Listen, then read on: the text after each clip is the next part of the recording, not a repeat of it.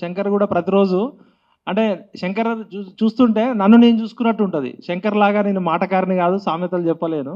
కేసీఆర్తో మేము కొట్లాడుతున్నప్పుడు 2018లో సిద్దిపేట బస్టాండ్లో పడుకున్నోడి దగ్గర ఎంగిల్ బీడీలు ఎత్తుకపోయినోడు మనకెట్లా ముఖ్యమంత్రి అవుతాడని కచరా అనే పేరు పెట్టినప్పుడు అప్పుడు ఇంకా సోషల్ మీడియా కూడా ఎవరు రాలే.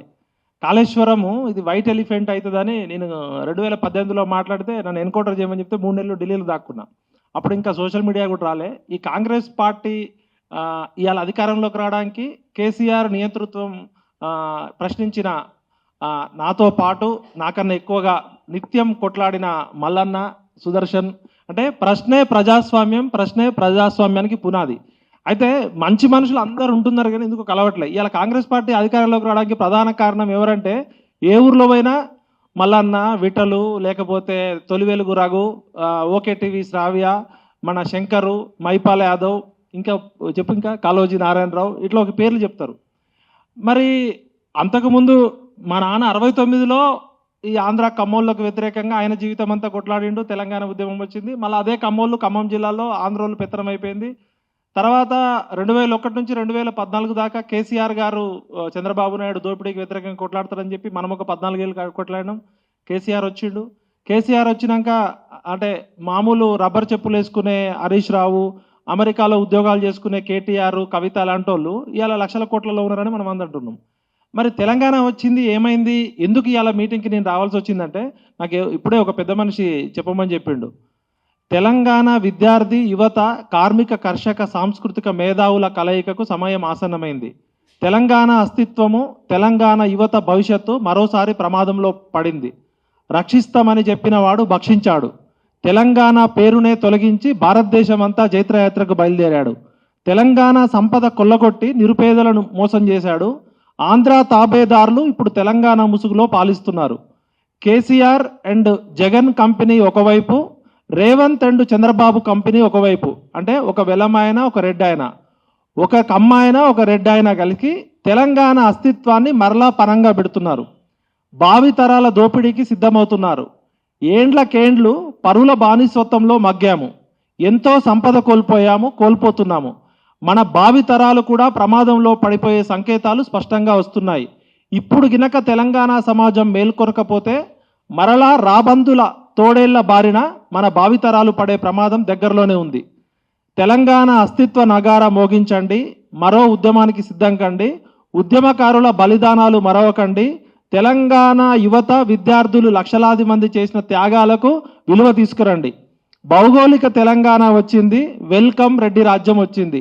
0.1% ఉన్న వెలమలు, 2% ఉన్న కమ్మలు, 4 to 6% ఉన్న రెడ్లు కలిసి తెలంగాణ పేరుతో మళ్ళా దోచుకుంటున్నారు తప్ప ఒరిగింది ఏం లేదని చెప్తున్నాడు ఈ పెద్ద మనిషి. భౌగోళిక తెలంగాణ వచ్చిందే కానీ పరపీడన పోలేదు. అదే దోపిడీ రెట్టింపైంది. దానికి కొంతమంది తెలంగాణ ద్రోహుల వత్తాసు. శత్రువు ఎక్కడో లేడు, పక్కలో బల్లెం లెక్క మనలోనే ఉన్నాడు. ఆ చీడ పురుగులను వేరువేయాలి. మొక్కలో తుంచకపోతే మానై మొలుస్తుంది, కబలిస్తుంది, పారా హుషారు. ఇది రాసిన ఆయన ప్రొఫెసర్ బిఎన్వి సత్యనారాయణ అని, హైయర్ ఎడ్యుకేషన్ కౌన్సిల్లో ఒక ప్రొఫెసరు. ఇక కమింగ్ టు ద సబ్జెక్ట్, కొంచెం అకాడమిక్గా పోదాం. నేను కూడా గవర్నెన్స్ అంటే ఏంది, గవర్నమెంట్ ఏంది అని అనుకున్నా. నేను జీటీవీలో న్యూస్ ప్రొడ్యూసర్గా పనిచేస్తున్నప్పుడు శేషన్ గారు ఒక ప్రకటన చేశారు. ప్రపంచంలోనే అతిపెద్ద ప్రజాస్వామ్య దేశము, ప్రపంచంలోనే అతిపెద్ద లిఖిత రాజ్యాంగం ఉన్న దేశము, 40% యువత ఉన్న దేశ భవిష్యత్తు కేవలం అసెంబ్లీలోనో, పార్లమెంట్లోనో, లేకపోతే బ్యూరోక్రసీలోనో కాదు, ప్రపంచంలోనే స్కూల్ ఆఫ్ గవర్నెన్స్ అని ఒకటి ఉంది. John F Kennedy public administration professor, ఆయన జాన్ ఎఫ్ కెనడీ పేరు మీద అమెరికాలో హార్వర్డ్లో జాన్ ఎఫ్ కెనడీ స్కూల్ ఉంది. అది ప్రపంచం మొత్తానికి గవర్నెన్స్ అంటే ఏంటి, గవర్నమెంట్ అంటే ఏంటి చెప్తుంది. ఇప్పుడు మనము రేవంత్ రెడ్డి గారు కూడా స్కూల్కి పోయింది కదా, గవర్నమెంట్ స్కూల్కి. అసలు గవర్నమెంట్ పాత్ర ఏంది, గవర్నెన్స్ పాత్ర ఏంది అనేది మేధావులు చెప్పాలి. నేను మేధావిని కాదు, నేను ఇప్పుడు ఓన్లీ ఉద్యమకారుడుగా నేను నాకున్న మదిలో ఉన్న సమస్యలు సమాజం దృష్టికి, ఇక్కడ ఉన్న అందరి దృష్టికి చెప్తున్నా. అవసరమైతే దీని మీద ఒక రౌండ్ టేబుల్, మనము రోగం కనుక్కోకుండా వైద్యం చేయలేం. ఇప్పుడు గొంగట్లో కూర్చొని అన్నం తింటూ ఎంటికలు వచ్చినాయని చెప్తే మనం కూర్చున్నదే గొంగట్లో. ఇప్పుడు కమింగ్ టు ద గవర్నెన్స్ అనే పాత్ర ఏంటంటే, గవర్నమెంట్ అంటే ఏంది, మనం భారత రాజ్యాంగంలో ప్రొఫెసర్ గారు చెప్పినట్టు 3 వ్యవస్థలు ఉన్నాయి. చట్టాలు చేసే లెజిస్లేటివ్ వ్యవస్థ ఉంది, చట్టాలను అమలు చేసే కార్యనిర్వాహక వ్యవస్థ ఉంది. ఈ చట్టాలు సరిగా అమలు అవుతున్నాయా లేదా చూసే మానిటరింగ్ వ్యవస్థ, జ్యుడిషియల్ వ్యవస్థ ఉంది. మరి ఈ 3 వ్యవస్థలు చేస్తే తప్పులు ఎవరంటే మేము ప్రెస్ అని 4వ ఎస్టేట్, అది రియల్ ఎస్టేట్ అయిందా 4th ఎస్టేట్ అయిందా అందరికీ తెలుసు. భారతదేశంలో ప్రెస్ కనుక కరెక్ట్గా పనిచేస్తే ఈ 3 వ్యవస్థలు కరెక్ట్గా ఉండేవి. అయితే ఇప్పుడు మోడర్న్ గవర్నెన్స్లో వరల్డ్ వైడ్ ఏంటంటే ఈ గవర్నమెంట్ అనేది ఒక లిమిటెడ్ 119 మంది ఎమ్మెల్యేలు, లేకపోతే ఒక 2-3 వేల మంది సర్పంచ్ నుంచి పార్లమెంటు సభ్యుడి వరకు 2,000 మందో 5,000 మందో 10,000 మంది కలిస్తే గవర్నమెంట్ కాదు. ఈ గవర్నెన్స్ అంటే ఏంటంటే గవర్నమెంట్ కరెక్ట్గా పనిచేయడానికి కావాల్సిన వ్యవస్థనే గవర్నెన్స్. గవర్నెన్స్ అంటే తెలుగులో మరి ఏం చెప్తారో తెలియదు. నేను ఇప్పుడే యూట్యూబ్ చాట్ జీపీటీని కూడా అడిగితే పాలన అని వస్తుంది. ప్రభుత్వాన్ని పనిచేయడానికి కావాల్సిన పౌర సమాజంలో ఉన్న వ్యవస్థ. గవర్నెన్స్ అనేది బ్రాడర్ ప్రాస్పెక్టివ్, గవర్నమెంట్ అనేది లిమిటెడ్, దానికి లిమిటేషన్స్ ఉంటాయి. గవర్నెన్స్ అంటే ఇవాళ మీరు ఇప్పుడు సెంటర్ ఫర్ గుడ్ గవర్నెన్స్ అని ఒకటి ఉంది, సెంటర్ ఫర్ బెటర్ గవర్నెన్స్. మరి ఇవాళ ఎందుకు గవర్నెన్స్ పేరు మీద ఇవాళ మీటింగ్ పెట్టుకున్నామంటే గవర్నెన్స్కి విస్తృత పరిధి ఉంటుంది. ఈ గవర్నమెంట్ అనేది పారదర్శకంగా పనిచేస్తుందా, జవాబుదారీగా పనిచేస్తుందా, ఈ గవర్నమెంట్లో ఉన్న ఎమ్మెల్యేలు, బ్యూరోక్రాట్లు, జడ్జీలు వాళ్ళు తీసుకుంటున్న ప్రజా జీతాలకు తగ్గట్టు వాళ్ళ పనితీరు కరెక్ట్గా ఉందా లేదా. ఉదాహరణకి రేవంత్ రెడ్డి గారు ఇప్పుడు అక్కడ పోయి హార్వర్డ్లో చూసొచ్చి ఒక పాలసీ చేస్తాడు, హైదరాబాద్లో పొల్యూషన్ పెరిగిపోయింది, పొల్యూషన్ మేము నివారించడానికి చర్య చేస్తున్నామంటే ఒక చట్టం చేసినంత మాత్రాన పొల్యూషన్ పోదు కదా. మోడీ గారు తలుచుకుంటేనో లేకపోతే రేవంత్ రెడ్డి గారు తలుచుకుంటేనో పొల్యూషన్ పోదు. పొల్యూషన్ పోవాలంటే ఏం చేయాలంటే అక్కడే గవర్నెన్స్ పాత్ర ఉంది.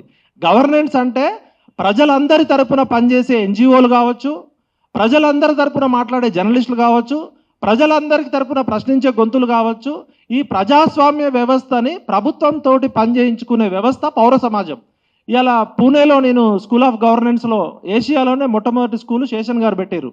అంటే భారతదేశం లాంటి 140-150 కోట్ల మంది భవిష్యత్తు కేవలం పార్లమెంట్లోనో అసెంబ్లీలోనో బ్యూరోక్రాట్లోనో కాదు, పౌర సమాజంలో ఉన్న న్యాయవాదులు కావచ్చు, జర్నలిస్టులు కావచ్చు, సామాజికవేత్తలు కావచ్చు, పౌర సమాజంలో బాధ్యత ఉన్న ప్రతి ఒక్కరు కూడా ప్రభుత్వంతో పనిచేయించుకునే విధంగా పౌర సమాజం యాక్టివిజం ఉండాలని చెప్పి సివిక్ సొసైటీ యాక్టివిజం అనేది వచ్చింది. పూణేలో మేము ఒకసారి ఒక 10-15 ఏళ్ల క్రితం ఒక పేపర్లో న్యూస్ ఆర్టికల్ ఏంటంటే మా ఇన్స్టిట్యూట్ పక్కన ఒక మురికివాడ ఉంటుంది, ఆ మురికివాడకి నీళ్ళు రావట్లేదు అని చెప్పి ఆ కార్పొరేటర్ ఇంటికి మొత్తం అర్ధరాత్రి వెళ్ళి ఆ మహిళలంతా బిందెలు చుట్టేస్తారు, మొత్తం కొన్ని వేల బిందెలు, ప్లాస్టిక్ బిందెలు. ఆ ఇంటి చుట్టూ ప్లాస్టిక్ బిందెలు చుట్టేస్తే తెల్లారేసరికి ఆ కార్పొరేటర్ బయటకు కూడా రాలేకపోతాడు. అది దేశవ్యాప్తంగా చర్చ అయింది. అన్నా హజారే గారు వచ్చిర్రు, తర్వాత అందరు వచ్చిర్రు. అంటే ప్రశ్నే ప్రజాస్వామ్యం, ప్రశ్నే ప్రజాస్వామ్యానికి పునాద, ప్రశ్నే ప్రజాస్వామ్య నాగరికత. అలాంటి ప్రశ్నించే గొంతులు, ప్రశ్నించే శక్తులు ప్రభుత్వంతో, ఇప్పుడు ప్రొఫెసర్ గారు మాట్లాడుతూ ప్రభుత్వంతో డిబేటు, డైలాగు, డిస్కషన్ ఉండాలి. ఆ డిబేటు, డైలాగు, డిస్కషన్ అనేది మా తాత పెద్దపాల శిక్ష చదువుకున్నాడు. ఆయన అరబిక్, పార్సీలో నిజాం కాలంలోనే నియంతృత్వ ప్రభుత్వానికి కూడా లెటర్లు రాసే పరిస్థితి ఉండే. అంటే ఆ చైతన్యం ఉండే. మనం పిహెచ్డీలు చేసి ఎక్కువ చదువుకొని మనం భయపడుతున్నాం. ఎందుకు భయపడుతున్నాం అంటే తెలవని భయం. ఎందుకు భయం అంటే మన రాజ్యాంగంలో ఏముందో మనకి తెలియదు, రాజ్యాంగం మనకు కల్పించిన హక్కులు మనకి తెలియదు, రాజ్యాంగం పట్ల నాలెడ్జ్ లేదు. ఎవడో సివిల్ సర్వీస్ ప్రిపేర్ అయ్యేటోడో, గ్రూప్స్ ప్రిపేర్ అయ్యేటోడో, లేకపోతే ప్రభుత్వంలో పనిచేసేటోళ్ళో, లేకపోతే కాస్ట్లీ లాయర్స్కి రాజ్యాంగం తెలుసు తప్ప ఈ ప్రపంచంలో ప్రతి దేశంలో ఆ దేశ రాజ్యాంగం పట్ల ఆ దేశ పౌరులకి కనీసం 50% అన్న అవేర్నెస్ ఉంటుంది. మనం ఏంటంటే రాజ్యాంగం గురించి అందరూ మాట్లాడతాం కానీ రాజ్యాంగంలో సంస్కరణలు అనేది డైనమిక్ సబ్జెక్టు. ఇవాళ ఈ సబ్జెక్టు ధన ప్రవాహము, మధ్య ప్రవాహము అని చెప్తున్నారు. మరి అందరం కూడా ఎలక్షన్స్ అప్పుడు ఏం పదం వింటాం? ఓటు, నోటు, సీటు, టికెట్ అంటారు కదా అందరూ. సుదర్శన్ అన్న నువ్వు మాట్లాడాలి దీని మీద. టికెట్ అంటే ఏంది? టికెట్ అమ్మేదేవాడు, కొనేదేవాడు. అసలు టికెట్ అనే పదం ఎక్కడి నుంచి వచ్చింది? టికెట్ అంటే కొనుక్కునేది. వైట్ మార్కెట్లో కొనుక్కోవచ్చు, లేకపోతే బ్లాక్, ఇప్పుడు అంతా బ్లాక్లో కొనుక్కుంటారు, అందరూ ఆన్లైన్లో కొనుక్కుంటున్నారు షోలు. మరి ఈ రాజకీయ పార్టీలకి టికెట్ అనే పదం ఈ భారత రాజ్యాంగం ఎక్కడిచ్చింది అవకాశం? అసలు ఎలక్షన్ కమిషన్ వ్యవస్థలో ప్రజాసేవ చేయడానికి, ఇప్పుడు ప్రజాసేవ చేయడానికి డబ్బులు అవసరం లేదు. ఇప్పుడు మన మదర్ తెరీసా సేవ చేసింది, అన్నా హజారే గారు సేవ చేసిరు, లేకపోతే మన వనజీవి రామయ్య గారు సేవ చేసిరు. ప్రజాసేవ చేయడానికి ఎలక్షన్ కమిషన్ ఎమ్మెల్యేగా పోటీ చేయాలంటే ఇప్పుడు ఎంత ఖర్చు? 40 లక్షల. 40 లక్షల రూపాయలు ఉండగలిగితే నువ్వు పోటీలో నిలబడుతావు, 40 లక్షలు ఖర్చు పెట్టొచ్చని ఒక సీలింగ్ పెట్టింది ఎలక్షన్ కమిషన్.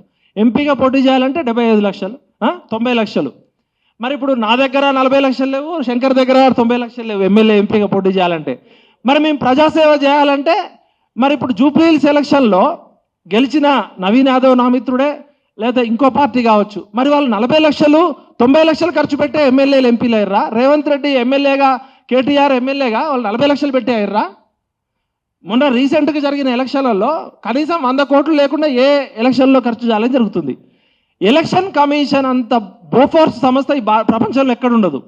ఎలక్షన్ కమిషను కళ్ళ ఎదురుగా అన్ని ఫ్లయింగ్ స్క్వాడ్ ఉంటుంది, సిట్టింగ్ స్క్వాడ్ ఉంటుంది, విజిల్ ఉంటుంది, వేరే రాష్ట్రాల అధికారులు వస్తారు, చట్టం మీద పేపర్ మీద స్పెషల్ ఎస్పీలు వస్తారు, సిఆర్పిఎఫ్ వాళ్ళు వస్తారు. మరి 40 లక్షలు ఖర్చు పెట్టగలిగితే ఎమ్మెల్యే అవుతామంటే, నేను ఒక నా ఫ్రెండ్స్ అందరినీ రేపు పొద్దున కల్లా అడిగి ఒక 40 మంది నా వెల్ విషర్స్ ఉంటే తలా ₹1,00,000 ఏమంటే 40 లక్షలు. ఖమ్మంలో ఇవాళ 40 లక్షలు పట్టుకొని పోతే పొంగులేటి శ్రీనివాసరెడ్డితోటో, తుమ్మల నాగేశ్వరరావుతోటో, లేకపోతే పెద్ద పెద్దలతో కొట్లాడగలనా? వాళ్ళు 400 కోట్లు ఖర్చు పెట్టడానికి రెడీ ఉన్నారు. 400 కోట్లు పెట్టడానికి వస్తే 50,000 కోట్లు పెట్టుకోవడానికి వచ్చినోడు కూడా వాడి కొడుకు వాచీలు స్మగ్లింగ్ చేసే కేసులో దొరుకుతున్నారు. అంటే గొంగట్లో కూర్చొని ఎంటికలు ఏరుకుంటున్నాం. దీనికి ప్రాబ్లం ఏంటంటే రాజకీయ సంస్కరణలు జరగాలి, రాజ్యాంగ సవరణలు జరగాలి. రాజ్యాంగం అనేది డైనమిక్ ప్రాసెస్. దాని మీద పిహెచ్డి జర్నలిజం చేసిన నాకే రాజ్యాంగం మీద అవగాహన లేకపోతే మామూలు కామన్ మ్యాన్కి ఏం అవగాహన ఉంటుంది? లాయర్లలో కూడా 90 మందిలో కాన్స్టిట్యూషనల్ ఎక్స్పర్ట్స్ తక్కువ మంది ఉంటారు. కాబట్టి మనం సెంటర్ ఫర్ గవర్నెన్స్ నేను కోరేది ఏంటంటే, రాజ్యాంగం ఏం చెప్తుంది, రాజకీయ పార్టీలు ఏం చేస్తున్నాయి. ప్రభుత్వంలో గవర్నెన్స్ రోల్ అనేది తగ్గిపోయింది.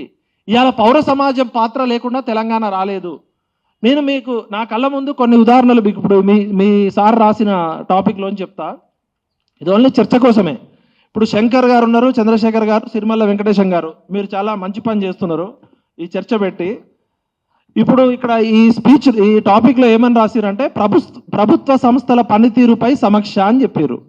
ప్రభుత్వ సంస్థల పనితీరు ఎట్లా ఉంది అంటే, సింగరేణి మన కళ్ళ ముందు ఎగ్జాంపుల్ ఉంది. సింగరేణి అనే సంస్థ నైని బొగ్గుబాయి 25 ఏళ్ళు తీసుకుంది. 25 ఏళ్ల బొగ్గుబాయిలో రాజకీయ నాయకులు ఇలా బట్టి విక్రమార్క కావచ్చు, ఇంకో ఆయన ఎవరు కోమటిరెడ్డి వెంకటరెడ్డి, ఇంకో ఆయన రేవంత్ రెడ్డి బామ్మర్ది గురించి గొడవ జరుగుతుంది. అసలు సింగరేణి సంస్థ పుట్టింది దేనికి? నేను కొత్తగూడెంలో సింగరేణి స్కూల్లో చదువుకున్నా, మా ఊరు సింగరేణి బొగ్గుబాయిలోనే పుట్టిన.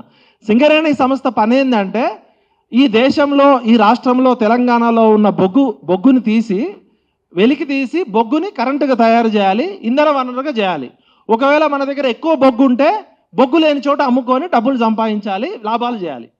సింగరేణి సంస్థ ఎవరి డబ్బులతో నడుస్తుంది? మనం కట్టిన డబ్బులతోటే నడుస్తుంది కదా. మరి సింగరేణి సంస్థకి ఒరిస్సాలో 25 ఏళ్ల పాటు మంచి క్వాలిటీ బొగ్గుబాయి ఉందని చెప్పి కేంద్ర ప్రభుత్వం పర్మిషన్ తీసుకొని ఫారెస్ట్ డిపార్ట్మెంట్ నుంచి, ఎన్విరాన్మెంట్ డిపార్ట్మెంట్ నుంచి అన్ని డిపార్ట్మెంట్లు సింగరేణి సంస్థకు సహకరించి ఏమని చెప్పినాయి, మీరు 25 ఏళ్ల పాటు నైని బొగ్గుబాయిని తవ్వుకొని జనానికి ఉపయోగపడండి, కరెంటు తయారు చేయండి, బొగ్గును అమ్మి లాభాల్లో చేయమని చెప్పారు. మరి ఇలా సింగరేణి సంస్థ నష్టాల్లో ఉందా, లాభాల్లో ఉందా? ఎవరైనా చెప్పగలరా? 2000 సంవత్సరం వరకు నష్టాల్లో ఉండే, ఇప్పుడు 100 కోట్ల 1000 కోట్ల లాభాల్లో ఉంది. ఎందుకంటే బొగ్గుకు డిమాండ్ ఉంది కాబట్టి. మరి లాభాల్లో ఉన్న సింగరేణి సంస్థ అక్కడ అడవిని క్లియర్ చేయాలి, భూమిని చదును చేయాలి, పర్మిషన్లు తెచ్చుకోవాలి, కోర్టులో కొట్లాడాలి, కేంద్ర ప్రభుత్వంతో లాబింగ్ చేయాలి. అంటే వేరే ప్రభుత్వ సంస్థలు కూడా పోటీ పడతాయి కదా. ఎంత పని చేసి కచరా పనంతా చేసి మన డబ్బులతో సింగరేణి సంస్థ బొగ్గు తీసి అమ్ముకోవాలి, బొగ్గు తీసి కరెంటు తయారు చేయాలి. దాని పనేంది? సింగరేణి సంస్థ పని బొగ్గును తీసి కరెంటు తయారు చేయడము, బొగ్గును తీసి అమ్ముకోవడము. మరి ఆ పని చేయడానికి సింగరేణి సంస్థ దగ్గర టెక్నాలజీ ఉంది, సింగరేణి సంస్థ దగ్గర మ్యాన్ పవర్ ఉంది, సింగరేణి సంస్థ దగ్గర 100 ఏళ్ల అనుభవం ఉంది. ఈ సింగరేణి సంస్థ కేంద్ర ప్రభుత్వం దగ్గర తీసుకున్న పర్మిషన్ ఒకటి, సింగరేణి సంస్థకి కోమటిరెడ్డి వెంకటరెడ్డి అన్న ఎందుకు, సింగరేణికి బట్టి విక్రమార్క పేరు ఎందుకు, సింగరేణికి నరేంద్ర చౌదరి అల్లుడు ఎందుకు, సింగరేణికి రేవంత్ రెడ్డి యొక్క బామ్మర్ది ఎందుకు? సింగరేణి సంస్థ దగ్గర మిషనరీ లేదా? సింగరేణి సంస్థ దగ్గర టెక్నాలజీ లేదా? సింగరేణి దగ్గర అనుభవం లేదా? అంటే ప్రజలని, సహజ వనరులని లూట్ చేయడం. ప్రభుత్వ రంగ సంస్థ ప్రజల కోసం పనిచేయమని చెప్తే ప్రభుత్వ సంస్థల పనితీరుని ఓపెన్గా ఎందుకు వేలమేయాలి? సింగరేణి సంస్థ కేంద్ర ప్రభుత్వం దగ్గర పర్మిషన్ తీసుకొని, ఫారెస్ట్ డిపార్ట్మెంట్ దగ్గర పర్మిషన్ తీసుకొని, ఎన్విరాన్మెంట్ దగ్గర పర్మిషన్ తీసుకొని ఎందుకు ప్రైవేట్ వాళ్ళని ఇన్వైట్ చేస్తుంది అంటే, దోపిడీ చేయడానికి. ప్రజల్లో, గవర్నెన్స్లో, తెలంగాణ సమాజంలో ఈ ప్రశ్న అడిగే చైతన్యం లేకపోవడం వల్ల. అర్థమవుతుంది కానీ నేను చెప్పేది. దీని మీద అవసరమైతే గోవిందరాజు సార్ మనం ఒక సింగరేణి ఎక్స్పర్ట్స్ తోటే ఒక డిబేట్ పెడదాం. ఎందుకంటే సహజ వనరులను దోపిడీ చేసి ప్రైవేట్ వాళ్ళకి అప్పచెప్తున్నారు. ఇప్పుడు చూస్తున్నాం కదా, పోర్ట్లు, ఎయిర్పోర్ట్లు ఎట్లయితే పోతున్నాయో. ప్రభుత్వం ఎక్కడ ఇన్వాల్వ్ కావాలో అక్కడ ఇన్వాల్వ్ కావాల్సిందే. ఇదొకటి. అవినీతి నిరోధక చర్యలు. ఎందుకంటే మీరు సెంటర్ ఫర్ బెటర్ గవర్నెన్స్ అని చెప్పుకొని మీ పాంప్లెట్లో ఉన్న 3 విషయాల మీద నా మదిలో ఉన్న ప్రశ్నలు సమాజాన్ని అడుగుతున్నా. ఇంకా ఎక్స్పర్ట్స్ తోటి మనం మీటింగ్ పెట్టాలా. అవినీతి నిరోధక చర్యలు సిబిఐ వద్ద 20 ఏళ్లకు పైగా పెండింగు. చంద్రబాబు నాయుడు కోస్తా కమ్మోళ్ళు ఆంధ్రోళ్ళు అంతా దోపిడీ చేసుకుంటారని మనం తెలంగాణ తెచ్చుకుంటే, తెలంగాణ వచ్చిన 10 ఏళ్లలో కేసీఆర్ కుటుంబం దోపిడీ చేస్తే, కేసీఆర్ దోపిడీ చేస్తుండని చెప్పి కేసీఆర్ మీద వ్యతిరేకంగా కొట్లాడి కాంగ్రెస్ ప్రభుత్వాన్ని తెచ్చుకున్నాం. ఇలా కాంగ్రెస్ ప్రభుత్వం వచ్చినాక రాహుల్ గాంధీ దగ్గర నుంచి రేవంత్ రెడ్డి వరకు రాజ్యాంగాన్ని పట్టుకొని అవినీతి జరిగింది, కాళేశ్వరము, మోడీ గారు, అమిత్ షా గారు మాట్లాడారు. నాకు తెలిసిన ఒక కేసు మీ దృష్టికి తీసుకొస్తా. నాకు బాగా తెలిసిన మిత్రుడు, తెలంగాణ ఉద్యమంలో పనిచేసినోడు, ఒక చిన్న డిపార్ట్మెంట్లో సూపరింటెండెంట్ లెవెల్లో పనిచేసినోడు, కేసీఆర్కి దగ్గర బంధువు కాబట్టి 11 ప్రమోషన్లు ఇచ్చారు కేసీఆర్ గారు ఆయనకి. ఎందుకంటే ఆయన కుల సభ్యుడు కాబట్టి 11 ప్రమోషన్లు ఇస్తే ఆయన ఆ డిపార్ట్మెంట్కి హెడ్ అయ్యిండు. ఐఏఎస్ కావాల్సిన పోస్ట్ తీసుకొని 1000 కోట్లు 100 కోట్లు సంపాదించుకున్నాడు అని చెప్పి రేవంత్ రెడ్డి గారు ప్రభుత్వం రాగానే ఏం చేసిందంటే, ఈ అధికారి కేసీఆర్కి దగ్గర బంధువు కాబట్టి కేటీఆర్కి వీళ్ళ తమ్ముడు క్లోజ్ ఉంటాడని చెప్పి ఆయన మీద ఏసీపీ రైడ్ చేసింది. ఏసీబీ రైడ్ చేస్తే 1800 కోట్ల ఆస్తులు ఉన్నాయని తెలిసింది ఆయనకి. 1800 కోట్ల ఆస్తులు ఉన్నాయని తెలిస్తే ఏసీబీ ఏం చేయాలి? ఏమంటే ఆయన ఆస్తులు జప్తు చేయాలి కదా. ఈ అధికారి ఏం చేస్తాడంటే, నాకు ఆరోగ్యం 2 కిడ్నీలు పాడైనాయి, నేను ఉద్యోగం చేయలేను, నాకు సీఎం గారికి ఒక లెటర్ పెట్టుకుంటాడు, నాకు ఇమీడియట్గా రిలీవ్ చేయండి అంటే, జైల్లో ఉండాల్సిన ఆ వ్యక్తి ఇవాళ అమెరికాలో ఉన్నాడు. 1800 కోట్ల డీల్లో మరి ఎవరెంత పంచుకున్నారు అనేది మళ్ళీ ఒకసారి ప్రూఫ్స్ తోటి మాట్లాడదాం. అంటే ఏసీబీ సిబిఐ ఏం చేస్తున్నాయి? ఇలా సిబిఐలో 20 ఏళ్లకు పైగా పెండింగ్ కేసులు ఉన్నాయి, సుప్రీంకోర్టులో 30 కోట్ల కేసులు పెండింగ్ ఉన్నాయి. మరి ఇలా ఏసీబీలో చిన్న చిన్నవి దొరుకుతాయి కానీ తిమింగలాల సంగతి ఏమి ఉండదు. ఇప్పుడు పొంగులేటి శ్రీనివాసరెడ్డి ఇంటి మీద ఈడీ దాడులు జరిగినాయి, మనం టీవీలో మిషన్లు ఎత్తుకపోయినారని చూసినాం, మిషన్లలో డబ్బులు లెక్క పెట్టిరని. నయీం కేసులో మనం చూసినాం 13 మిషన్లు 3 రోజుల పాటు లెక్క పెట్టిర్రు, 400 ఎకరాల భూములు ఉన్నాయట, కొన్ని వేల కోట్ల ఆస్తులు ఉన్నాయట. అంటే ఏమైంది అంటే, సంస్థలు ఎందుకు పనిచేయట్లేదు అంటే గవర్నెన్స్ పనిచేయట్లేదు కాబట్టి. గవర్నెన్స్ అంటే ఏంటంటే పౌర సమాజమే. గవర్నెన్స్ అంటే అది అద్భుత పదార్థం కాదు. ఇక్కడ కూర్చున్న జాజుల శ్రీనివాస్ అన్న, సుదర్శన్ అన్న, మనమే గవర్నెన్స్. గవర్నెన్స్ పాత్ర ఏంటంటే పౌర సమాజం యొక్క బాధ్యత మరిచినప్పుడు గవర్నమెంట్ తెల్లేనుగులాగా మింగుతుంటుంది. ఇప్పుడు చేప నీళ్ళల్లో ఉంది, చేప ఎన్ని నీళ్ళు తాగింది ఆ ఫిష్ అంటే ఎవరు చెప్పాలా? నీళ్ళల్లో ఉన్న చేప ఎన్ని నీళ్ళు తాగాలో ఎన్ని నీళ్ళు తాగద్దో దానికి ప్రకృతి ధర్మం ఉంది. కానీ రాజకీయ నాయకులు, మన ప్రజాప్రతినిధులు, మన ప్రజాసేవకులు, మన జీతగాళ్ళు ఎలక్షన్లకు ముందు వంగి వంగి దండాలు పెడుతూ మన పిల్లల ముడ్డి కడుగుతారు, మన ఇంటి ముందుకు వచ్చి ఇస్త్రీ చేస్తారు, ఓటు కోసం ఏదైనా చేస్తారు. మనం చూస్తుంటాం కదా, ఎలక్షన్లు అనగానే ఒకడు జిలేబీలు వేస్తుంటాడు, ఒకడు ఇస్త్రీ చేస్తుంటాడు, ఒకడు కూలి పని చేస్తుంటాడు, ఒకడు ముడ్డి కడుగుతుంటాడు, ఒకడు కొబ్బరి బొండాలు కొడుతుంటాడు, ఇవన్నీ చూసినాం. ఎలక్షన్లు అయిపోయి గెలిచినాక ఎమ్మటే వాడికి 2 గన్మెన్లు వస్తారు, 4 ఫార్చునర్ కార్లు వస్తాయి. వాడు అప్పటిదాకా మన సేవకుడు, మన జీతగాడు మనని ఓటు అడుక్కోవడానికి వచ్చి తల మీద టోపీ పెట్టుకొని, ఆ టోపీ తీసి బిచ్చగాడు కదా వాడు, తల మీద పెట్టుకునే టోపీ అంతా బిచ్చగాడిలాగా ఓట్లు అడుక్కొని, మరి ఈ బిచ్చగాడు, ఈ సేవకుడు, ఈ ప్రజాప్రతినిధి ఒకేసారి రాజెట్లయిండు. వాడికి కలవాలంటే అపాయింట్మెంట్ తీసుకోవాలా, వాడిని కలవాలంటే గన్మెన్లు ఉంటారు, వాడిని తిట్టలేము, కొట్టలేము, ప్రశ్నించలేము, పోయి కలవలేము. మన ఓటుతోటి వచ్చిన బిచ్చగాడు మన మీద పెత్తనం ఎప్పుడు చేస్తున్నాడంటే, ఉదాహరణకి మన ఇంట్లో పనిచేసే పని మనిషికి నెలకు 3000 జీతం ఇచ్చి మనం పని చేయించుకుంటాం. సరే, యజమాని కరెక్ట్గా లేకపోతే యజమాని యొక్క లొసుగును కనిపెట్టి పని మనిషే మనకి రివర్స్ ఒక 10,000 ఇచ్చింది అనుకో నెలకి. యజమాని మనం పని మనిషికి 3,000 రూపాయలు ఇచ్చి జీతం చేసుకోవాలంటే మనం చెప్పినట్టు పని ఉంటుంది, ఊడమంటే ఊడుస్తుంది, తుడవమంటే తుడుస్తుంది, పని చేస్తుంది.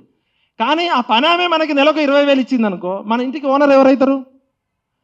మరి అలా మనల్ని ఓట్లు అడుక్కోవడానికి వచ్చిన ఈ బిచ్చగాళ్ళు ఈ 78 ఏళ్ల నుంచి లక్షల కోట్ల రూపాయలకు ఓనర్లు అవుతున్నారు కదా. ఉదాహరణకి తెలంగాణ బడ్జెట్ ఎంత? నెలకి, సంవత్సరానికి 3 లక్షల కోట్లు. 3 లక్షల కోట్లు డివైడెడ్ బై 100 కాన్స్టిట్యున్సీస్ అంటే ఎంత వస్తుంది? యావరేజ్గా 300 కోట్లు వస్తుంది. అంటే ఒక్క నియోజకవర్గానికి 300 కోట్ల రూపాయల అభివృద్ధి పనులు జరగాలి. 5 సంవత్సరాల్లో తెలంగాణ బడ్జెట్ ఎంత? 5 సంవత్సరాల్లో 15 లక్షల కోట్లు డివైడెడ్ బై 100 నియోజకవర్గాలు చేస్తే ఒక్కొక్క నియోజకవర్గానికి 1500 కోట్ల పనులు జరగాలి. మరి 1500 కోట్ల రూపాయలు మా కొత్తగూడెంలో కానీ, మీది ఎక్కడ కాన్స్టిట్యున్సీ? ధర్మపురిలో 1500 కోట్లు 5 సంవత్సరాల్లో చేస్తే ప్రపంచ స్థాయి హార్వర్డ్ స్కూల్ లాంటి ఇంటర్నేషనల్ స్కూల్ పెట్టొచ్చు, అపోలో కన్నా బాబు లాంటి హాస్పిటల్ పెట్టొచ్చు. ప్రజలందరికీ వనరులు, మా కొత్తగూడెంలో ఉన్న వనరులు, మీ ధర్మపురిలో ఉన్న వనరులలో ఇసుక ఉంటుంది, అడవి ఉంటుంది, బొగ్గు ఉంటుంది, బాక్సైట్ ఉంటుంది. మా ఖమ్మం జిల్లాలో 16 రకాల మినరల్స్ ఉన్నాయి. ఒక్క స్పాంజ్ ఐరన్ అంటాం. స్పాంజ్ ఐరన్ ఉంది మా దగ్గర, ఐరన్ ఓర్ ఉంది. మా ఖమ్మం జిల్లాలో ఉన్న ఐరన్ ఓర్ కాస్టే 16 లక్షల కోట్లు. అబ్రకం ఉంది, బాక్సైట్ ఉంది, గ్రానైట్ ఉంది, నల్ల బంగారం ఉంది, ఇసుక ఉంది, అటవీ సంపద ఉంది. మరి ఖమ్మం జిల్లాలో ఉన్న 10 నియోజకవర్గాలు ఇంటూ 1500 కోట్లు అంటే ఎంత? ఒక్కొక్క నియోజకవర్గానికి 1500 కోట్లు, 10 నియోజకవర్గాలకి 15,000 కోట్లు. 15,000 కోట్ల రూపాయల ప్రజల డబ్బు ఉంది, లక్షల కోట్ల రూపాయల విలువైన సహజ వనరులు ఉన్నాయి. సహజ వనరులు ఉన్నాయి, మానవ వనరులు ఉన్నాయి, ప్లస్ ప్రజలు కట్టే ట్యాక్స్ ఉంది. ఈ మూడింటి మధ్య సమన్వయం ఉంటే మనం ఎందుకు ప్రభుత్వం మరి అప్పులు చేస్తుంది? 15 లక్షల కోట్లు. తెలంగాణ ఏం అడక తినట్లే కదా, తెలంగాణ ధనిక రాష్ట్రమే కదా. జార్ఖండ్ తర్వాత హైయెస్ట్ న్యాచురల్ రిసోర్సెస్ ఉన్నాయి మనకే, మినరల్ బౌల్ ఆఫ్ ఇండియా. మా ఖమ్మం జిల్లానే ఒక 20-30 దేశాల కన్నా పెద్దది జాగ్రఫికల్గా వాళ్ళకున్న రిసోర్సు. మరి పంటలు పండట్లేదా మనకి? మన దగ్గర ఎర్ర నేలలు ఉన్నాయి, నల్ల నేలలు ఉన్నాయి, సహజ నేలలు ఉన్నాయి, వాతావరణ పరిస్థితులు ఉన్నాయి. మన దగ్గర ఇన్ని రకాల పంటలు పండుతాయి. పంటలు పండుతున్నాయి, సహజ వనరులు ఉన్నాయి, మానవ వనరులు ఉన్నాయి, ప్రజలు 3 లక్షల కోట్ల ట్యాక్స్ కడుతున్నారు. అయినా కూడా మనం ఎందుకు ఆత్మహత్యలు చేసుకుంటున్నారు? నిరుద్యోగులు ఎందుకంటే ఈ గవర్నెన్స్ అనేది పని చేయకపోవడం వల్ల. గవర్నమెంట్ అంటే అది ప్రతి ఒక్కరికి గవర్నమెంట్ ఉద్యోగం కావాలి, గవర్నమెంట్ స్కూల్కి ఓడిపోడు. నాకు గవర్నమెంట్ టీచర్ జాబ్ కావాలి, కానీ నా పిల్లలు మాత్రం ప్రైవేట్ స్కూల్లో చెప్పాలి. నేను పిహెచ్డి చేసి కాంపిటేటివ్ 10 లక్ష మందికి పోటీ పడి ఒక ఉద్యోగం కొడితే నా కొడుకుని నా స్కూల్కే పంపలేని టీచర్లు వాళ్ళు ఏం పాఠాలు చెప్తారు? మరి గవర్నమెంట్ ఉద్యోగం ఎందుకు? అంటే బాధ్యత లేని బరి తెగించిన సమాజం తయారైంది. దీనికి ఎవరు పాలకులు? యథా రాజా తదా ప్రజ అంటాం, లేదు యథా ప్రజ తదా రాజా అంటాం. ఇందాక మా సుదర్శన్ అన్న మాట్లాడుతూ హుజూర్ నగర్ ఎగ్జాంపుల్ చెప్పిండు. హుజూర్ నగర్లో ఓటర్లు ప్రపంచంలోనే ఒక కొత్త ఎగ్జాంపుల్ చెప్పారు. మాకెందుకు ఇవ్వరా కొడక డబ్బులు, వాడికి 5,000 ఎందుకు ఇచ్చినావు, మాకెందుకు ఇవ్వలేదని రోడ్డు ఎక్కిర్రు. అవునా కదా? మరి ఇక్కడ తప్పెవరిది? ఓటర్దా లేకపోతే 5,000 రూపాయలు ఇవ్వడానికి సిద్ధపడ్డోడుదా? ఎవరిది తప్పు? అంతేనా? అయితే నాకు చిన్నప్పుడు ఒక ఎస్సే రైటింగ్ కాంపిటీషన్ పెట్టారు ఏబికే ప్రసాద్ గారు. Who is more corrupted? లంచం ఇచ్చేటోడా, లంచం తీసుకునేటోడా? Who is more corrupted, bribe given or bribe taken? లంచం ఇచ్చేటోడు తప్ప, లంచం తీసుకునేటోడు తప్ప? చెప్పండి. ఇద్దరు తప్పే అయినప్పుడు ఇలా రేవంత్ రెడ్డి సీఎం ఎట్లయిండు? రేవంత్ రెడ్డి సీఎం కావడానికి కారణం ఏం చెప్పండి? కేసీఆర్ మీద వ్యతిరేకత ఒకటి. మనందరం పౌర సమాజం అంతా కేసీఆర్ తిట్టాం. కానీ ఆయన ఎన్ని వందల కోట్లు ఖర్చు పెడితే హెలికాప్టర్లో తిరిగిండు? ఆయన ఆజ్ తక్ ఇంటర్వ్యూలోనో రజత్ శర్మ గారికి చెప్పారు, నేను నా భార్యని తెలవకుండానో నా భార్యను ఒప్పించో 1,500 కోట్లు ఖర్చు పెట్టిన నేను సొంత డబ్బులు అని చెప్పిండు. అంటే 1,500 కోట్లు ఖర్చు పెట్టగలిగే శక్తి రేవంత్ రెడ్డికి వచ్చింది. మనకి 15 కోట్లు వేసుకునే శక్తి కూడా లేదు కదా. కోట్లు మనం వేసుకునే కోట్లు, ఆ కోట్లు కూడా లేదు. మరి కేసీఆర్ గారు ఏం చెప్పారు? మన రాజ్దీప్ సర్దేశాయికి ఒక ఇంటర్వ్యూలో ఏమని చెప్పారు గుర్తుందా ఎవరికన్నా? ఎలక్షన్లకు ముందు, అసెంబ్లీ ఎలక్షన్స్కి ముందు ఏమని చెప్పిండంటే, ఈ భారతదేశంలో ఉన్న అన్ని పార్టీలను కొనేంత డబ్బు నా దగ్గర ఉంది, ఇండియా మొత్తానికి ఫండింగ్ చేస్తా అని రాజ్దీప్ సర్దేశాయికి చెప్పిండని రాజ్దీప్ సర్దేశాయ్ గారే చెప్పారు. మరి ₹1,00,000 లేక ఇబ్బంది పడ్డ కేసీఆర్కి భారతదేశంలో ఉన్న అన్ని పార్టీలకి ఫండింగ్ చేసే డబ్బులు ఎక్కడి నుంచి వచ్చినాయంటే, మనం మౌనంగా ఉన్నంత కాలం. గవర్నమెంట్ ఎప్పుడు కూడా దున్నపోతు లాంటిదే. దున్నపోతుని ముళ్ళుకర్ర పెట్టి కూర్చే పాత్ర గవర్నెన్స్ చేయాలి. ఇలా కొద్ది గొప్ప ఇంకా తెలంగాణలో మనం అందరం ఉన్నాం, చైతన్యం ఉంది కాబట్టి ఈ తెలంగాణ ఉద్యమం ద్వారా ఇన్ని 1,200 మంది చనిపోయి వచ్చిన తెలంగాణలో ప్రశ్నే ప్రజాస్వామ్యం, ప్రశ్నే ప్రజాస్వామ్యానికి పునాది. కాబట్టి ప్రశ్నించడం అనేది రాజ్యాంగం బద్ధంగా, చట్టబద్ధంగా, న్యాయబద్ధంగా. మనం ఇలా సోషల్ మీడియా అనే వెపన్ వచ్చింది. ఇలా సోషల్ మీడియా ఇప్పుడు క్యూ న్యూస్లో మల్లన్న ముత్తుకోకపోతే, రోజు చెప్పకపోతే ఇంత చైతన్యం వచ్చేదా? మేమేమో డైరెక్ట్ కేసీఆర్తో సావడానికి సిద్ధపడి వాడిని ఎన్ని రకాలుగా తిట్టాను.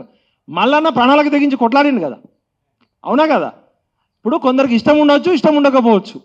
అదేవిధంగా మైపాల్ యాదవ్, శంకరు, ఓకే టీవీ శ్రావ్య, తొలి వెలుగు రఘు, మీ అందరం కనీసం ఎవరన్నా పౌర సమాజంలో మరి కాంగ్రెస్ పార్టీ వచ్చింది ఇంత కష్టపడి, మీరు అందరూ ఒక 4 లక్షల ఓట్ల తేడానే కదా కాంగ్రెస్కి టీఆర్ఎస్కి. మరి మేము ఏం చేయాలి? మా దగ్గరికి కాంగ్రెస్ హైకమాండ్ వాళ్ళు వచ్చారు. మేము కాంగ్రెస్కి ఎందుకు సపోర్ట్ చేసినామంటే ఇది చాలా తెలంగాణ సమాజానికి తెలవాలి. దీపాదాస్ మున్షి అనే ఆమె మా ఇంటికి వచ్చేది రెగ్యులర్గా. అజయ్ కుమార్ అని ఒక ఐపీఎస్ ఆఫీసరు సింగం సినిమా తీసిరు ఆయన మీద. ఆయన మోస్ట్ బ్యాక్వర్డ్ క్లాసెస్, ఒక మంగళి సామాజిక నాయి బ్రాహ్మణ సామాజిక వర్గానికి చెందిన వ్యక్తి. వాళ్ళ father Indian foreign service officer, మన హైదరాబాద్ పబ్లిక్ స్కూల్లో చదువుకున్నాడు. ఆయన ఏమన్నాడంటే, కేసీఆర్ రాజరిక పాలన చేసిండు, నియంతృత్వ పాలన చేసిండు, ఉద్యమకారులు, విద్యార్థులు, అమరవీరుల కుటుంబాలకి కాంగ్రెస్ పార్టీ రాహుల్ గాంధీ పంపించిండు మమ్మల్ని. అని చెప్పి దీపాదాస్ మున్షి, ఆయన ఎవరు అజయ్ కుమార్ గారు, ఇప్పుడున్న మీనాక్షి నటరాజన్ గారు, రోహిత్ చౌదరి అని ఇంకో ఆయన వచ్చిండు. అదేవిధంగా రమణ అని ఇవన్నీ చెప్పాలి, పౌర సమాజానికి తెలవాలి. రేవంత్ రెడ్డి కూడా తెలుసో లేదో ఇవన్నీ.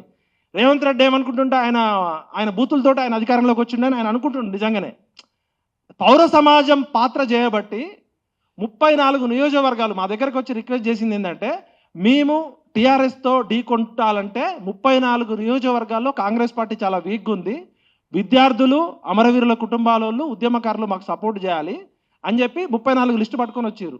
వస్తే దానిలో నేను, సతీష్ కమాల్ అన్న, మన ఈయనవరు అశోక్ సార్ ఉన్నాడు కదా, ముగ్గురం కలిసి తలా 10 నియోజకవర్గాలు పంచుకొని మా టీమ్స్ అందరిని తీసుకొని కాంగ్రెస్ కండువా వేసుకొని కేసీఆర్ని అమనా బూతులు తిట్టి వాడు మొత్తం నెగిటివ్ నెరేటివ్ చేస్తే వచ్చింది.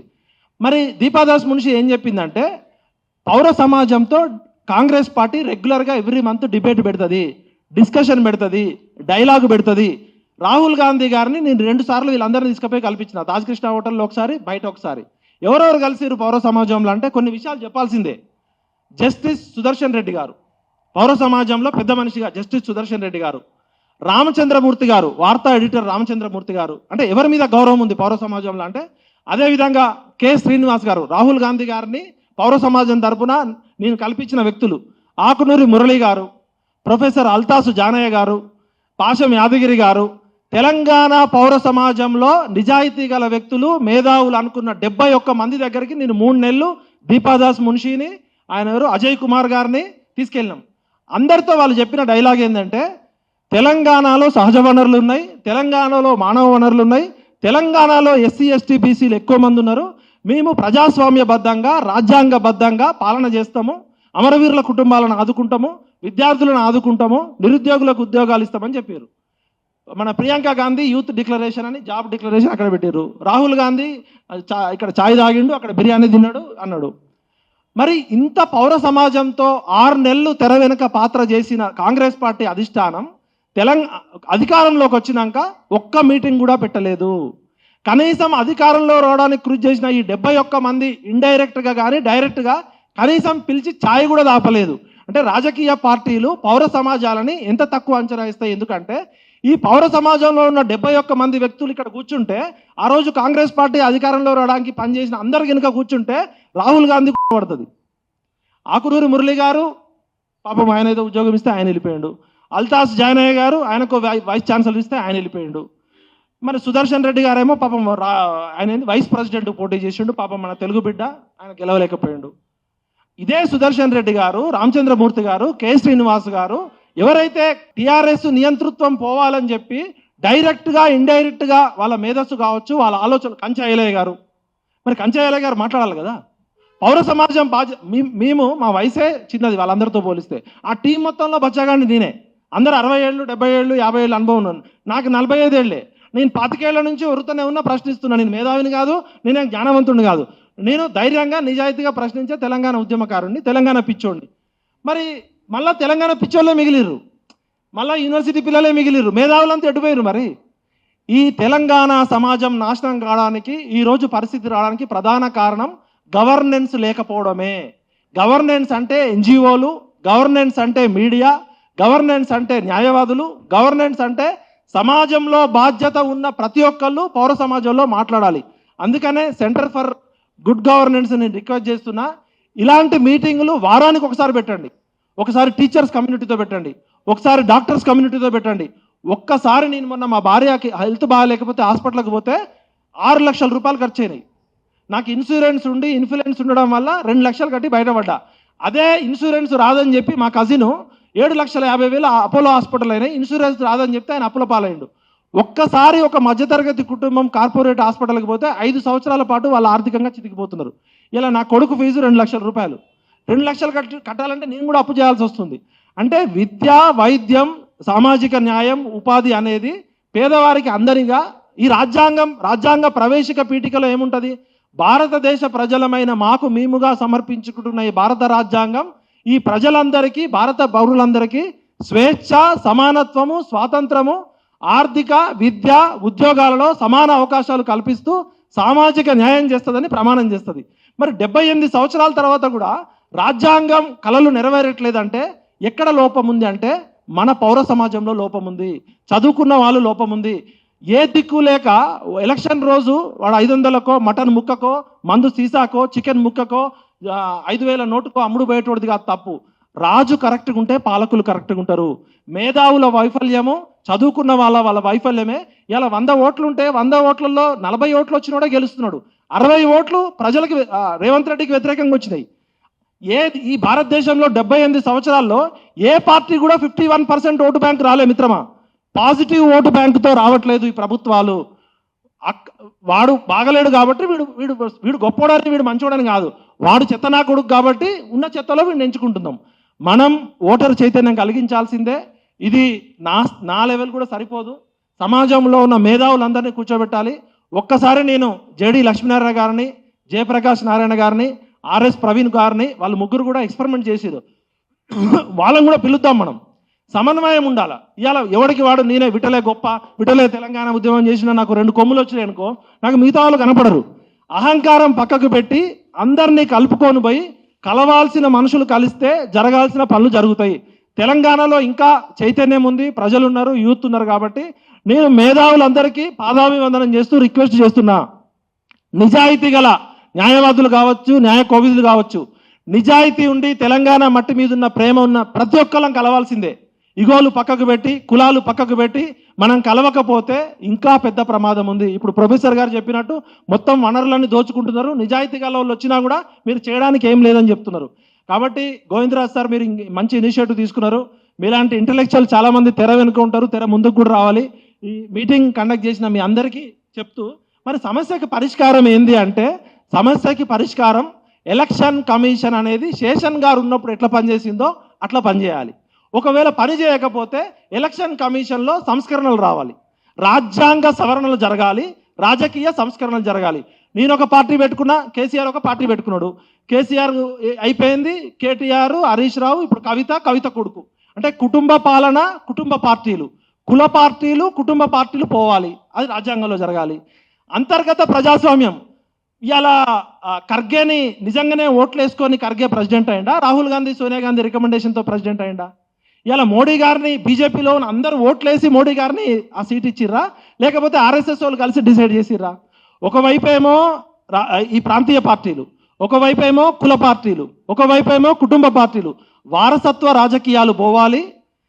పబ్లిక్ ఫండింగ్ ఎలక్షన్ జరగాలి. ఎలక్షన్లలో ఇప్పుడు జాజుల శ్రీనివాస్ అన్న పోటీ చేయాలన్నా, శంకర్ పోటీ చేయాలన్నా పబ్లికే మాకు జాజుల శ్రీనివాస్ అన్న కావాలి, మాకు శంకర్ కావాలని ప్రభుత్వమే పబ్లిక్ ఫండింగ్ తోటి పెట్టాలి. ఇవాళ నేను 40 లక్షలు ఖర్చు పెడతా అని ఎమ్మెల్యేకి ఇస్తే వాడు 400 కోట్లు ఖర్చు పెడుతున్నాడు. మద్యం ఏరులై పారుతుంది. ఇప్పుడు ప్లాస్టిక్ నిషేధించాలని మాట్లాడతాం. శంకర్ భాయ్, ప్లాస్టిక్ నిషేధించాలంటే ప్లాస్టిక్ తయారు చేయడం ఆపాలి. ఎలక్షన్లలో మందు ప్రవాహం ఆపాలి అంటే ఎలక్షన్ కమిషన్ పనిచేయాలి. మందు ఒక చోట ఉండి రోగం ఒకటి ఉంటే కుదరదు. కాబట్టి నాకు ఈ అవకాశం కల్పించిన మీ అందరికీ హృదయపూర్వక అభినందనలు చెప్తూ, మోహరించిన సైన్యాలనైనా ఆపవచ్చు కానీ ముహూర్తమాసనమైన ఆలోచనలు ఎవరు ఆపలేరు. ఈరోజు ఈ వేదిక మీద ఉన్న మనం అందరం ఒక సంకల్ప బలం తీసుకుంటే ఖచ్చితంగా మార్చవచ్చు. దయచేసి మన అందరం కూడా పర్సనల్ ఈగోస్ పక్కకు పెట్టి, మన అహంకారాలు పక్కకు పెట్టి, చాలామంది సమాజంలో పనిచేసేటోళ్ళు మంచోళ్ళే ఉంటారు. కాకపోతే ఒక మంచోడికి ఇంకో మంచోడు అంటే పడదు, అదే ప్రాబ్లం. చెడ్డోళ్ళంతా కలిసి ఉంటారు, దోచుకునే దొంగలు. ఇలా దావోస్లో కలిసిన దొంగలు అందరూ ఒకటే. రెడ్డి కాదు, వెలమ కాదు, కమ్మ కాదు, టీడీపీ కాదు, టీఆర్ఎస్ కాదు, బీజేపీ కాదు, అందరు దొంగలు దావోస్లో కలుస్తున్నారు ఎట్లా దోచుకోవాలని. సమాజం కోసం పనిచేసే శంకరన్న, మైపాలదో, జాజుల శ్రీను, విఠలు, పృథ్వన్న, లేకపోతే తీన్మార్ మల్లన్న, వీళ్ళందరూ ఎందుకు కలవట్లేదు? వీళ్ళందరూ కలవకపోవడం వల్లనే దొంగలకు నడుస్తుంది. కాబట్టి అన్న మనం ఇనిషియేటివ్ తీసుకోవాలి. మంచి మనుషులని, నిజాయితీ పరులందరినీ కలపాల్సిన బాధ్యత మీ మీద ఉంది. మనము ఇప్పటికే చాలా నష్టపోయినాం. 47లో స్వాతంత్రం వస్తే కరెక్ట్గా 94లో AK-47 వచ్చింది. 47లో స్వాతంత్రం వచ్చినప్పుడు మనం కరెక్ట్గా లేకపోవడం వల్లనే 94లో AK-47 వచ్చింది, లక్షల మంది చచ్చిపోయారు. ఇప్పుడు మళ్ళా 2025లో సోషల్ మీడియా వచ్చింది. జెన్జీ ఉద్యమం రావాలి, ప్రశాంతంగా జరగాలి. ప్రశ్నే ప్రజాస్వామ్యం, ప్రశ్నే ప్రజాస్వామ్యానికి నాగరికత. కాబట్టి సోషల్ మీడియా అనే వెపన్ని మనం పవర్ఫుల్గా వాడాలి. లేకపోతే అప్పుడు AK-47 వచ్చి లక్షల మంది చచ్చిపోయారు. ఇప్పుడు జెన్జీ ఉద్యమం వస్తే ఏమవుతుందో తెలుసుకోండి. దేశంలో ఎక్కడన్నా జెన్జీ ఉద్యమం వచ్చే అవకాశం ఉందా అంటే తెలంగాణలోనే వచ్చే అవకాశం ఉంది. కాబట్టి పాలకులారా ఖబర్దార్, ఇది జెన్జీ జనరేషన్. మీ ఆటలు నడవవు. సోషల్ మీడియా వచ్చింది, నిజాయితీ గల వాళ్ళు ప్రశ్నిస్తుంటారు. కాబట్టి సమాజంలో ఉన్న అందరూ కలిసి పోరాడదాం. జై తెలంగాణ, జై భారత్. నేను మాట్లాడేటప్పుడు ఎవరైనా అట్టు చేస్తే క్షమించండి. నాకు ఎటువంటి ఈగో లేదు. ఎవరితోనైనా కలిసి పనిచేస్తాం. ఇక్కడే మనం అందరం కలిసి రిక్వెస్ట్ చేస్తాం. చంద్రశేఖర్ గారు, తెలంగాణని బాగు చేయడానికి పనికొచ్చే ప్రతి ఒక్కరిని పిలుద్దాం. అలా లేట్ అయిపోయింది. అసలు నేను ఈ మీటింగ్కి వచ్చింది ఈ చెప్పడానికి. అలిశెట్టి ప్రభాకర్ గారు ఎలక్షన్ల గురించి, ప్రజాస్వామ్యం గురించి 20 ఏళ్ల క్రితం ఒకటి రాసిండు. అప్రజాస్వామిక మొండానికి బ్యాలెట్ పెట్టే తలకాయ అయితే, అప్రజాస్వామిక మొండానికి బ్యాలెట్ పెట్టే తలకాయ అయితే, దేశమా నువ్వే నా కృత్రిమ శ్వాస కోసమా. అదేవిధంగా ఈ దేశానికి స్వాతంత్రం వచ్చింది 1947. 44 ఏళ్ల ఆకలి, నిరుద్యోగము, అవినీతి కలిపి మనకు వచ్చింది ఒక AK-47. అది ఎప్పుడు ఆయన 94లో రాసిండు. అదేవిధంగా ఈ ఎలక్షన్ల గురించి ఆయన రాసిన కవిత మనందరికీ చెప్పాలి. ఓటర్కి చెప్తున్నాడు ఆయన, జాగ్రత్త, ప్రతి ఓటు ఒక పచ్చి నెత్తురు మాంసపు ముద్ద. అంటే మనం అందరం కూడా పచ్చి నెత్తురు మాంసపు ముద్దలమే కదా. ఈ పచ్చి నెత్తురు మాంసపు ముద్ద చూస్తూ చూస్తూ వెయ్యకు ఏదో ఒక గద్దకి. అది కేవలం కాగితం మీద గుర్తు కాదు, జీవితం కింద ఎర్తు. తూర్పో పడమరో నాకు కావాల్సింది వెలుతూరు అనుకోకు. వెలుతూర్లను పంచే సూర్యుడు లాంటి నాయకత్వం కావాలి. అందరం కలిసే తేవాలి. అందుకోసం ప్రతి శ్వాస ఒక ధ్యాసగా మారాలి. ప్రతి అణువు ఒక్కటై చేరాలి. ఈ రాజకీయ పార్టీల నినాదాల పాదాల కింద తొక్కుకపడిపోకండి. ఈ రాజకీయ పార్టీల వాగ్దానాల వజ్రాయుధాలకు బలి అసలే కాకండి.